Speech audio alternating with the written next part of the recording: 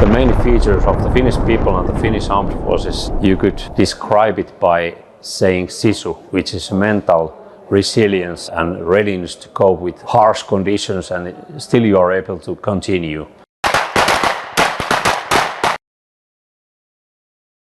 We say that ketju on yhtä vahva kuin sen heikoin lenkki, and that means that the chain is as strong as its weakest link.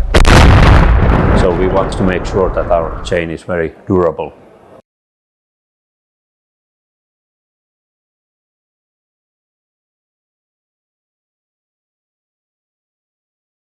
Russia's full-scale invasion of Ukraine not only changed the security landscape in Europe, it also acted as a catalyst for Finland's accession to NATO, membership which was confirmed in April 2023. We decided to join because we saw that the membership would increase our security to this new environment that is foreseen. That's the very basic, simple reason. But from a military and geographic standpoint, what does NATO membership mean for the country itself? And what does Finland bring to the NATO Alliance? We share the same neighbour than the Ukrainians. It means that also we can provide some experience and expertise about how the Russians they are behaving in our neighbourhood.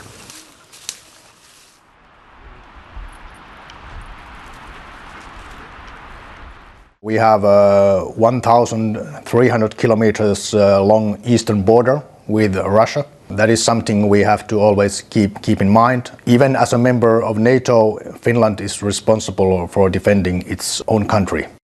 Finland's membership of NATO effectively doubled the size of the border between NATO allies and Russia, and that border requires monitoring at all times. Well equipped and with military training, the Finnish border guard operates under the Ministry of Interior. However, if a crisis was to occur here, they could be integrated into the Finnish Defence Forces and could therefore be the first line of defence. And while there is no immediate threat on the border, this proximity to Russia is what prompted Finland to abandon their neutral status and join the alliance. But membership in this region works both ways. If you think about our location in High North region and also the Baltic Sea region, both areas with significant strategic value, and we are one of the stakeholders in this area, so it is important. Finland has a population of just 5.5 million. However, the wartime strength of its armed forces is a substantial 280,000. And the reason for that is its comprehensive conscription service. Conscription is the core of our system. It's a glue which combines the whole Finnish nation. Everybody has been living in tent with other Finnish guys. Everybody has been taking part in these exercises, having field rations, getting cold, getting wet, and fighting together. According to the Finnish constitution, every citizen is obligated to take part in national defence. All men between 18 and 60 must complete military service, and women can participate on a voluntary basis. We have seen the increasing number in willingness to defend the country after the war started in Ukraine. The numbers were high already before, but now all the people, men and women, are more willing to do something for his or her country.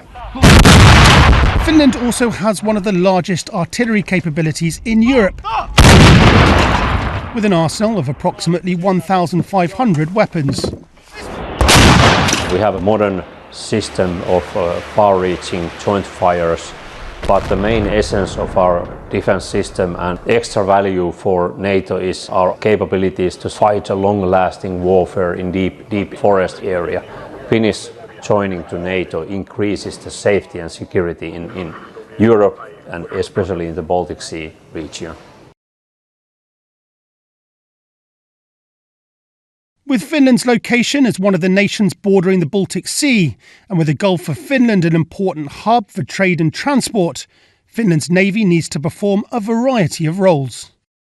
The Navy main task include surveillance of our territorial waters and repelling maritime attack and territorial violations, if any. And of course the Navy is taking care of our vital sea line of communications and protecting those.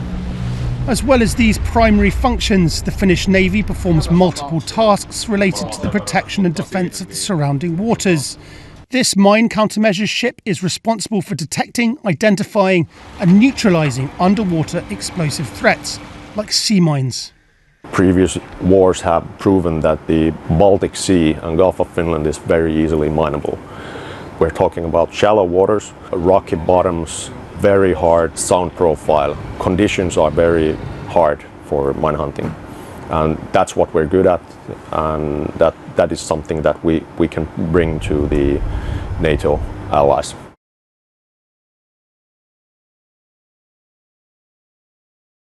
As well as protecting the Finnish coastline from the sea, it is also protected from the air. And the backbone of the Finnish Air Force is its fleet of 62 FA-18 Hornet jet fighters.